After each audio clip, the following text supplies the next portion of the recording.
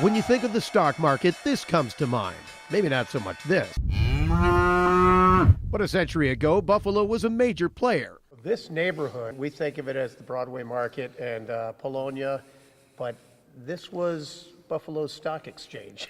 And it's funny you should say that because the stock exchange building was on William Street, but it was for livestock. That building was also an early work by the nation's first female architect, Louise Bethune, who also designed, incidentally, the Hotel Lafayette. The neighborhoods surrounding Central Terminal were filled with stockyards, slaughterhouses, and other businesses that supported the industry because the rails were the key. The railroads were a very significant part of the transportation industry. Now, what blossomed off of that is the stockyards. Location was also key, as illustrated in this advertisement from the turn of the 20th century. Chicago was #1 in rail and #1 in meatpacking industry and livestock industry. Buffalo was #2 in the same two categories. And while Buffalo was big business, the business also built Buffalo, employing thousands. This 1897 film by Thomas Edison gives a little glimpse of how busy the neighborhood was. At that time, the stockyards could accommodate 10,000 head of cattle, 30,000 sheep, 30,000 hogs and horses. With that, neighborhoods grew, secondary industries grew, like the Laub Tannery on Clinton Street and all the other, the glue factories and Larkin Soap, all that spun off the stockyard industries. This is just an incredible piece of history right here. Peter Jablonski's father wrote an extensive history of the neighborhood, the industry, and the people who built both.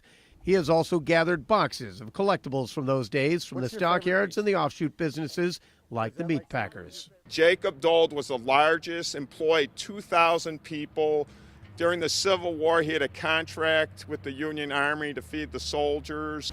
Jablonski says these are more than just businesses from Buffalo's past. They are building blocks of the city and the place where the thousands of Polish immigrants that were arriving found a home and a livelihood. So we're standing at the site of the former New York Central Stockyards. This occupied 100 acres. It could accommodate 10,000 animals. And Peter's father wasn't the only writer in the family. Today the drovers open your pen, given freedom to roam. Peter even wrote a poem addressing one of the tens of thousands of heads of livestock that came through over the decades. Your fat will not go to waste, but sent by horse to Larkin.